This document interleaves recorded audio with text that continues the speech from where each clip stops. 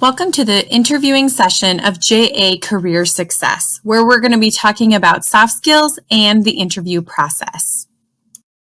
The first thing we're going to do is take a look at soft skills. Soft skills are personal attributes and behaviors not tied to a specific job. Things like leadership, self-direction, strong work ethic, positive attitude, and time management. Whereas technical skills are the abilities and knowledge used in a specific profession. To kick us off, we are going to hear from JA volunteer Bart Brost from Showplace Wood Products on this topic. Hi, I'm Bart Brost, Director of Engineering here at Showplace Wood Products. We are a manufacturing operation. In Harrisburg, South Dakota, we have about 600 employees. We manufacture cabinetry that goes all over the country. What I do here at Showplace is I head up the engineering team, or teams. So I get to touch a lot of the technical side of our business. I have people that program, people that design buildings, people that design machines and processes and cabinets, as well as technicians and others. So I get to really handle and touch most of the technical side of our business. What I'm going to talk to you about today is the difference between soft skills and technical skills, and maybe get a sense of why they're important, having both. Let's start with what is a soft skill. What is a technical skill? Let's start with technical skills. Technical skills are sometimes also called hard skills. These are skills that are measurable. You usually get hard skills or technical skills through some sort of training or education. Math, science, sports, music, dance. These are all technical skills, things that you guys are doing in your lives. Technical skills are also the skills you need to get a job. Some employers actually test for technical skills before they hire you. Welding, can you program? Carpentry, some quick examples of technical skills that could be measured and how good you are at something like that. In your life, as you are right now, your GPA, your degree that you'll get, those are your outward displays of your technical skills that you have currently. So, what's a soft skill? Soft skills have much more to do with who you are as a person rather than what you know. Your character, your personality. These are the attributes that help you to interact with others. Are you punctual? Are you trustworthy? Are you courteous? These are the skills that can help you soar in your career, but can also get you fired. So you're probably starting to understand the difference, but I'll give you an example that maybe is a little closer to home. Let's talk about sports. You know, how well you can dribble a ball. Can you hit, catch, shoot, jump? These are technical skills. These are skills that you can practice and that are learned and taught. Your attitude, how well you get along with your teammates. Do you argue with the refs? Do you show up on time? These are soft skills. These are the skills that can get you a technical foul, can get you ejected from a game, or even worse, thrown off the team. So I think you're starting to grasp the difference. Engineering, my world, is extremely technical in nature. You know, I need to have very good technical engineers so that we can do our job successfully. However, it's as, or maybe even more important, to have good soft skills. I need engineers that can collaborate, that can be part of teams, that can communicate not with just each other, but all levels in the company. They need to be personable, they need to be reliable, and they need to be motivated. When I go to hire a new person, I look at these qualities as much or more than I look at their degree or their grades. Now, they have to have the degree and they have to have good grades. But when you're trying to compete for a job, the soft skills are so important. I can't emphasize enough how important they are. Working on your soft skills and how you relate with people will not only help you excel in your career, but will reward you in all aspects of your life. Thanks, Bart. So not only do you need to have soft skills, but you also need to be able to demonstrate them to a potential employer in the interview process. So next we're going to hear from JA volunteer Garrett Wilson, who works at Midco, who's going to expand on this topic. Hey JA students, my name is Garrett Wilson. I work over at Midco in Human Resources, and I'm here today to talk to you about the importance of soft skills. Soft skills are just as important as the technical skills you need to do the job. Some survey results say that the top 5 in-demand soft skills include creativity, influence, collaboration, adaptability, and emotional intelligence. And I have good news. All of these skills and behaviors and attributes can be learned today and mastered through school, through your extracurricular activities, or through your jobs today. If an employer is looking for someone who's really strong in collaboration, you better be really good at group assignments or working together as a team. If an employer is looking for influence, you better be really good at talking to people who have a different opinion or a different background and be able to have a very civilized discussion. So here are some ways that you can make sure that you get your soft skills across during an interview. I challenge all of you to write down what soft skills make you unique. Write those down and think of some very specific examples of where those have been displayed. The worst thing that you can do in an interview is just give a yes or no answer, because that doesn't really give a lot of good context to the employer. Another tip that I have for you is to practice.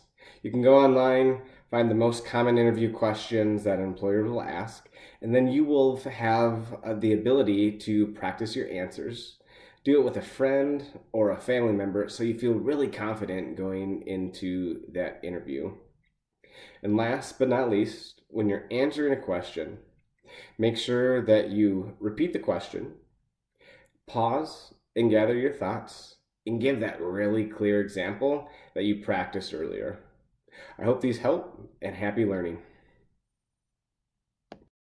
We're grateful for Garrett taking the time to share that message with us. And the question really is now, what about you? What are your soft skills? How are you going to demonstrate those in an interview or other situation in which you need to demonstrate your personal brand? We have a soft skills self-assessment to help with that process. So what you're going to do is you're going to pause this video and take a few minutes to take this self-assessment. I really encourage you to be honest with yourself.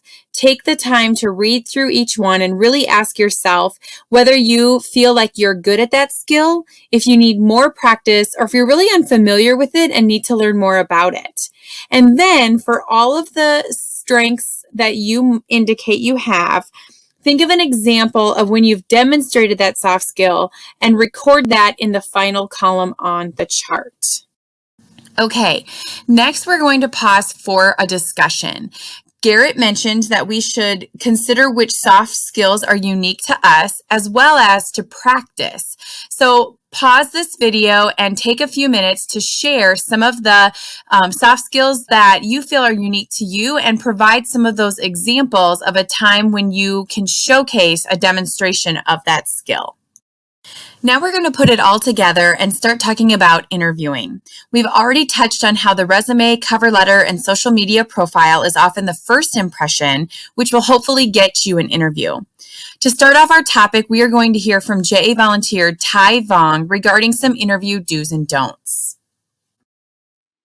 Hey JA students, my name is Ty Vong with the Dakota Research and Consulting Organization. I have my master's degree in human factors psychology, which is how people work as a part of a system. So less into that clinical world of tell me how your relationship with your father is, and more of tell me how your relationship with your computer is, which could be equally weird, I guess. Today I want to give you guys a few interview do's and don'ts, a little bit of tips on how to answer questions when they pop up in the interview. First, do. Definitely ask questions to understand how they resolve complicated situations. I know this seems like flipping the script. Very often you get asked as the interviewee, how did you handle a difficult situation? But it's plenty fair to flip that around and ask them, hey, When a difficult situation came about with two employees, how do you as leadership handle that? And that gives you an understanding of the culture that you're working with that company.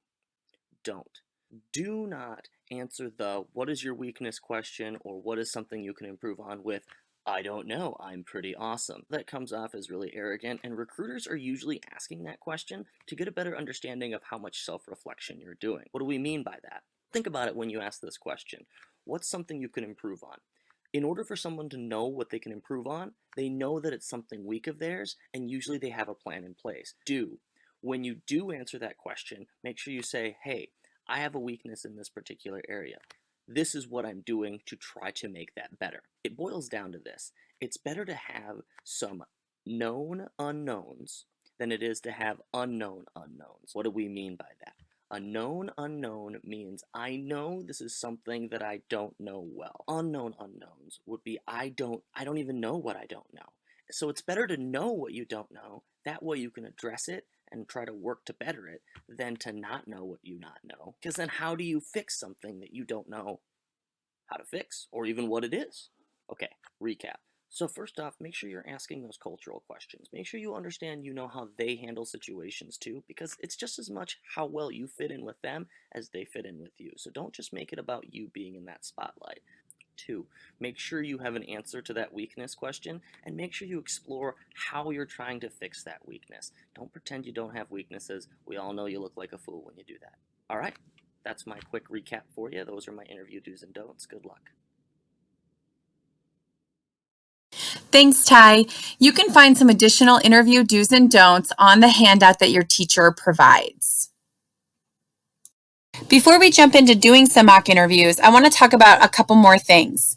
Spend just a minute or two as a class discussing these 2 questions. When does the interview start, and what should you wear? From my perspective, the interview starts as soon as you drive onto the property of the company. Sometimes they might have security cameras that are being monitored and they can see what you're doing even outside of the building. And how you interact with the receptionist and others before the interviewer can make a huge difference. So what should you wear? A good rule of thumb is to consider what you would wear if you worked there, if you had that position, and then try to be one step higher than that. So for example, if you were to wear jeans and a nice shirt, consider wearing dress pants or khakis. Always try to not be overdressed. You don't need to be in a 3-piece suit, but don't be underdressed either. Never think a position is just a position that doesn't matter, because every position could take you someplace that you never imagined. Our president and CEO of Junior Achievement USA is Jack Kozakowski, and he started out as just a program manager at a JA office.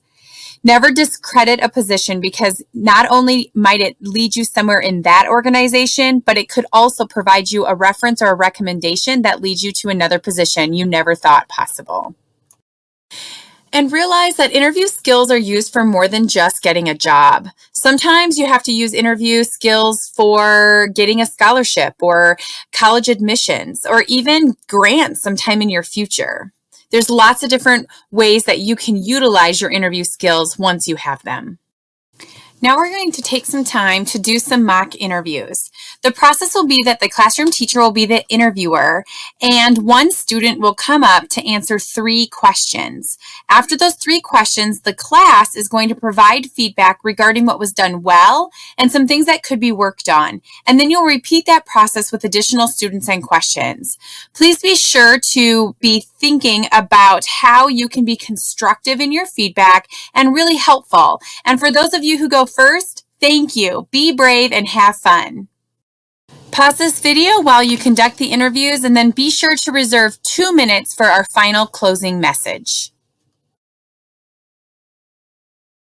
I hope the mock interviews went well and that you had fun doing it and learned from your peers along the way. To close out this program, we are going to hear a final message from JA volunteer Ty Vong.